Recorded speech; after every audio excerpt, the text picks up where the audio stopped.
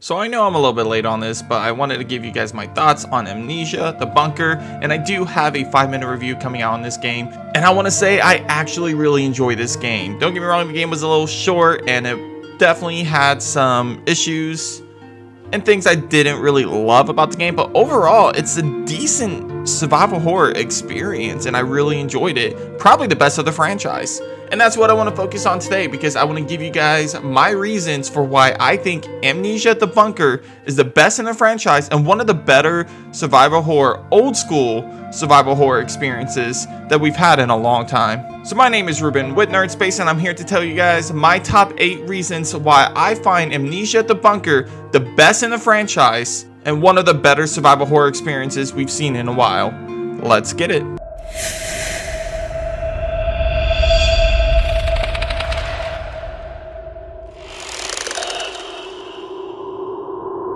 So number 8, the fact that each playthrough is potentially a different experience is something that draws me more into this game.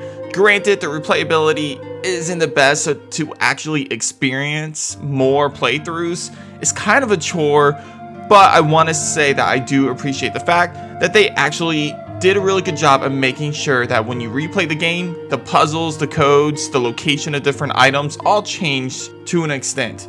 For example, early on in the game, you will find a locker room. This isn't really spoiler territory, as this is pretty early in the game, and we've seen it in trailers before, but there is a locker room where you have to input different codes to open different lockers to get access to different items, whether that be more bullets, additional inventory space, or key items. There are different lockers that you can open by inputting different codes, and in order to get these codes, you have to find dog tags of your comrades. And of course, these dog tags are pretty much spread out throughout the entire bunker. What's great about this is, one, not only do the dog tags switch different locations, so you might not find the same exact dog tag in the same location you found it in your original playthrough, but the codes are also always different. Which means you can't just beat the game once, write down all the codes, and then try to play it again on a completely different playthrough and expect you to be able to speedrun that section now that you have all the codes written down, because they actually randomize the codes, and the codes are pretty much any combination of numbers, but it still makes it a little bit more difficult and changes up the experience just a tad bit whenever you decide to play this game again. Personally, I like it because survival horror games I tend to go back to after years and years of waiting. I'll revisit some of my favorite survival horror games. And something like this, where the codes and the location of the codes and specific items change, it allows me to kind of get a different experience where I can't just memorize exactly how the game goes, because again, it changes each playthrough. So it's something that I really enjoyed. I'm glad they added this feature, and I'm glad they added this whole random aspect to where you don't know what to expect when you go into your next playthrough.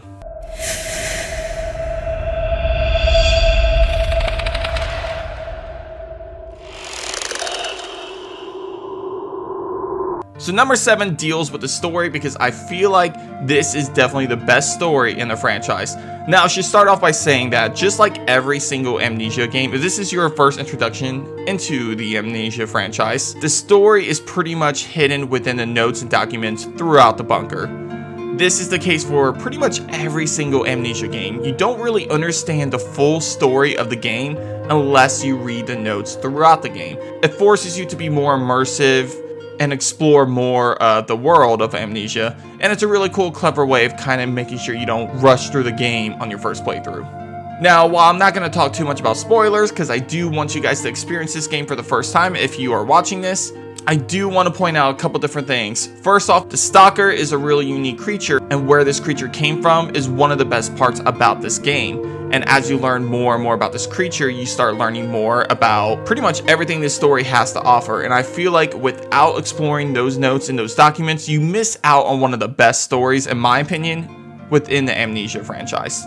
Like I already mentioned, you get to learn more about where the Stalker came from. You get to learn more about what happened to all of your comrades within the bunker. And you even get to learn about some Easter eggs throwing back to some previous Amnesia titles. And I also want to throw out there that I feel like the main character, Henry Clement, I feel like he is probably the most relatable character in the franchise. I'm sure people are going to pull out the pitchforks, pull out the torches against me on that, because I know people really love Daniel. But my opinion, I find Henry as one of the most relatable characters in the franchise for sure.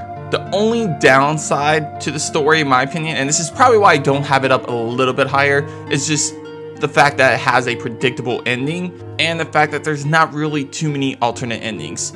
In previous titles, you have some very diverse alternate endings. Specifically, my favorite goes back to Amnesia The Dark Descent, where you have some really unique different endings that all feel completely different. This time around, you really have two kind of a third ending, and both of the two main endings are almost identical in every single way with one small change.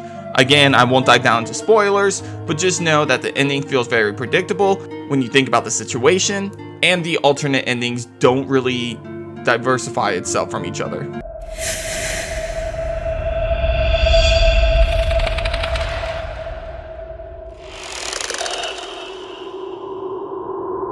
So number 6, this is probably one of my favorite things to talk about when dealing with Amnesia, but that's the fact that this is an old school survival horror experience. And I really enjoy that. When you think about old school survival horror games, it's where they pretty much don't hold your hand. If you look at the new generation of survival horror, you have tip bars constantly throughout the entire game, and every puzzle pretty much holds your hand and tells you exactly what to do to solve the puzzle. Amnesia The Bunker is that old school survival horror experience because it doesn't hold your hand. It doesn't act as a crutch to get you through the story and the experience, and I really enjoy that. Some perfect examples has to deal with the risk versus reward system that they have, because there's a lot of different choices you have to make throughout this game that puts you in a risk versus reward situation. For example, fuel is a very valuable resource, and then you really have to choose on how to use that resource. Rather, you prefer to burn the bodies of your dead comrades so that you don't have to deal with the rats, which are annoying as hell. Or if you prefer to allow yourself to have more light for a longer period of time by filling up a generator all the way back in the administration room. It allows you to kind of choose, okay, which is more important to me, which route would I rather go, and which one's going to annoy me more, basically. Another perfect example has to deal with the grenades in the game, because there are some locked doors, wooden doors, throughout the bunker, and those doors could easily be blown up if you just toss one of your grenades. However, grenades are extremely valuable, just like bullets are in this game, and because of that, you might want to save your grenades to kind of fend off the stalker. So you actually might have to search for a different way of opening these doors. Most commonly deals with you trying to find a cinder block somewhere, take the cinder block and throw it against the door, destroying the door basically. And the fact that they also don't feature an autosave, as well as you being extremely limited on different supplies of resources, it definitely makes it feel like an old school survival horror. One of my favorite things about playing the original Resident Evil games is the fact that you pretty much have very low ammo throughout most of the game. You are desperate for ammunition and healing items. And if you use it all up on a specific boss fight and don't save any for later, you could screw yourself over later in the game. If you use everything you can find in the mansion, like in the original game, if you use every healing item and ammunition that you have, you are screwed and you're pretty much stuck with fighting a boss with a knife without any healing items. That's not the ideal situation you want to be in. So it definitely forces you to choose wisely with what you do with your resources. And the bunker is something that exemplifies that all over again. It feels like that old school survival horror genre that I fell in love with back in the 90s.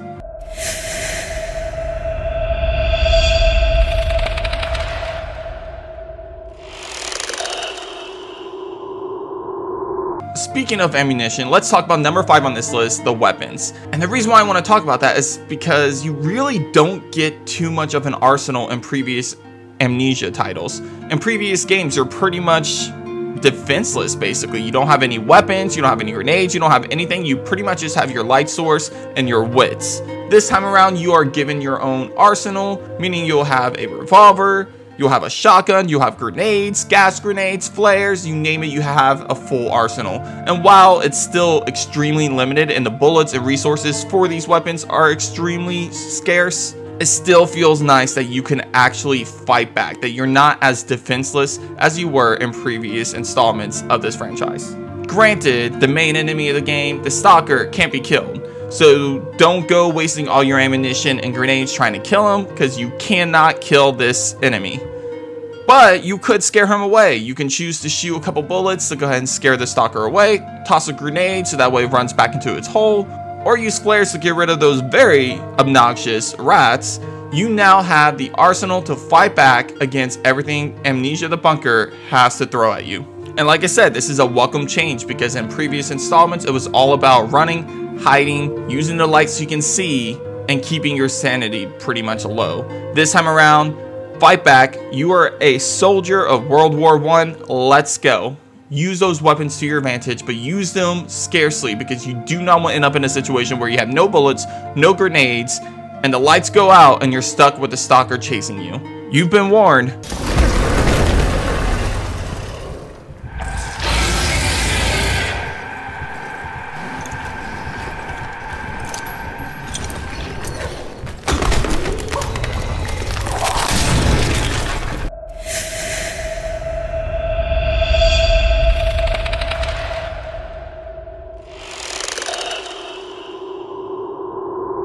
So I briefly touched on this a little bit earlier when I mentioned that the fact is there is no auto saving in this game, and I appreciate that tremendously, because I felt like the autosave feature in previous installments definitely made the games so much more easier. This time around, whenever you have to save, you actually have to go all the way back to a lantern, and if you're playing on the normal or harder difficulty, there's only 2 save points throughout the entire bunker, one of which is pretty much at the starting point of the game.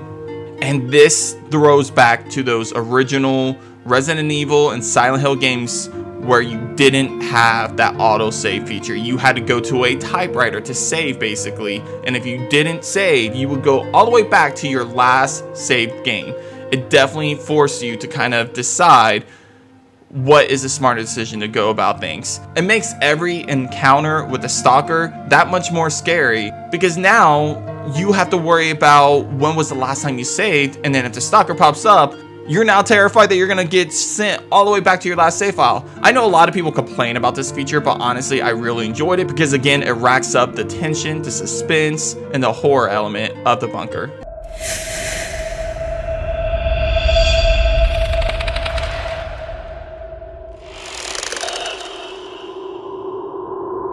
So number 3 deals with the generator, and the reason why is because fuel is how you keep the lights on within the bunker. The generator is located at the start of the game, basically right next to one of the only save points. And in order to keep the lights on in the game, you have to go back and fuel up the generator consistently. If it runs out of fuel, the lights go off. And the big problem with the lights going off is that if the lights are off, the Stalker is free to free roam the bunker, which is the worst case scenario for you. Not only is your visibility really low whenever the lights go off, but you also have a loud ass flashlight that if you use it, the Stalker will hear you. And if all the lights are turned off, you're going to be using it a lot. And if the Stalker is free roaming the bunker, he's already outside of his hole, which means he is already looking for you. So the moment he hears that sound, he is coming for you. And let me tell you, if you run into him, you are pretty much screwed unless you can hurry up and shoot him if you have the ammunition, or turn around in a quick lightning speed and bolt out of there, because he will grab you, and FYI, the Stalker one-hit kills you. So the generator becomes a very useful mechanic in this game, because without the generator you have no lights. Without lights, the Stalker is free to explore and free roam searching for you.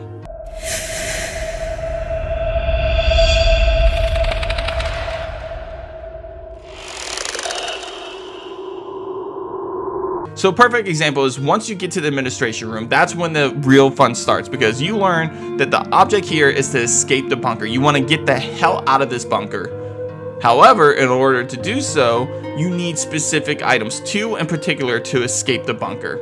These 2 items are hidden in specific locations that you need other items to access. Those 2 locations are really the only locations you can't access immediately at the start of the bunker.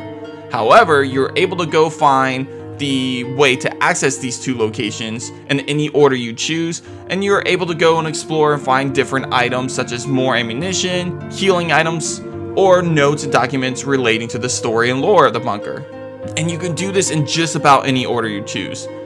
Me personally, I started with trying to get access to the prison area first, so I kind of led my way towards there, and I ended up finishing the game off with the whole arsenal location, which is pretty much where most people will finish off, considering the fact that you need two tools to access the tunnels and the arsenal separately. And there are some benefits to accessing specific locations at different times. For example, the last location I accessed before completing the game was the tunnel section, which is right next to the arsenal. But by doing this, I didn't get the shotgun until late in the game. So because of that, I had access to a weapon, a very powerful weapon, that I really didn't use because I was already near the end of the game. However, if I did it in a different order, if I did this earlier on, I could have got the shotgun pretty early and then use that to help me against a stalker in multiple encounters. And I love the fact that you are able to make decisions like that without realizing it. You're able to explore the game in any order that you feel like you should explore it, and you are benefited or handicapped by the decisions you make with the order of how you explore the bunker.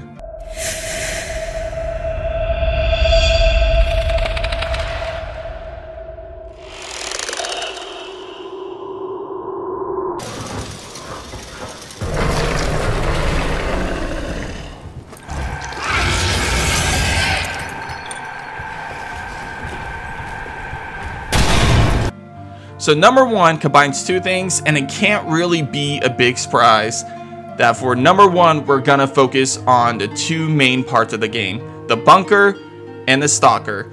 Let's first talk about the bunker. The bunker is such an amazing experience because the location itself makes you nervous and fearful of the dark. Again, Amnesia really focuses on the whole afraid of the dark genre, where basically everything is always terrifying and scarier when you don't know what's there.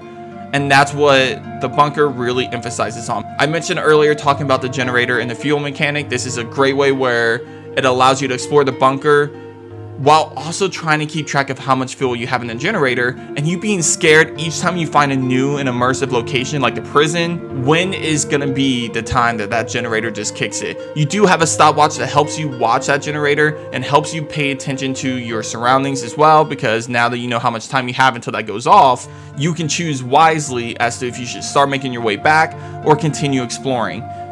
But sometimes you get lost in your exploration. I mean, the stopwatch takes the place of a weapon or a tool that you need to use. And because of that, you're not consistently watching that stopwatch. So if you're exploring an area and you're really invested in the location, which I really do get invested in the location of the bunker, you might lose track of time. And once those lights go off, you are now in a completely different environment because now the tension is at a high. Your fear of the dark is coming out, and every little sound effect that you hear has you terrified. The sound design inside the bunker is one of the most impressive things I've ever experienced, because you hear every little sound that creature makes, while on top of that you're hearing all the different gunfires and explosions because you are in the middle of a battlefield. And between those two things, your anxiety is through the roof, wondering what's going to be around that corner and how much time you have until those lights go off. Now let's talk about the stalker. While I don't think the AI is perfect with this creature, I do see the inspiration of Alien Isolation coming into play here. If you remember Alien Isolation, it was one of the biggest and best survival horror experiences when dealing with just one specific monster, the Xenomorph. This time around, you are dealing with the stalker. Each time you see that stalker arm come out of the hole and get ready to chase after you.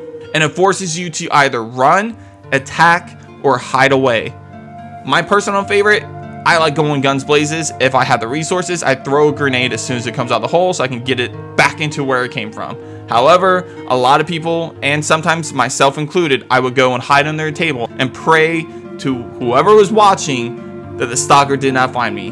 The breathing and the disgusting roaring sounds the stalker made as it's looking for you, it really has you sweating from the palms of your hand, and I am terrified each time I see that stalker walk by me while I'm under a table. All of these elements combined make one of the best survival horror experiences when it comes down to the horror and the tension you feel.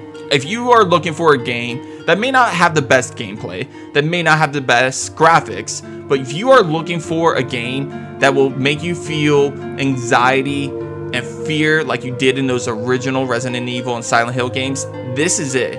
While the puzzles aren't crazy over the top, the combat is pretty much non-existent. One thing you can count on is for that feeling of dread each time you walk down the halls of a new location in the bunker and you come face to face with the stalker.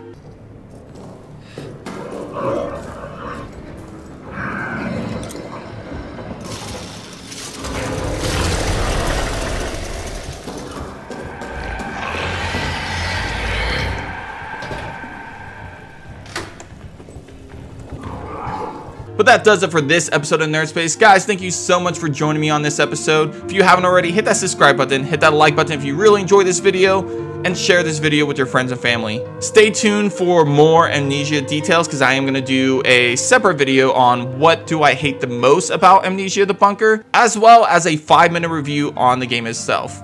But until then, guys, I'll see you on the next Nerd Space. Take care.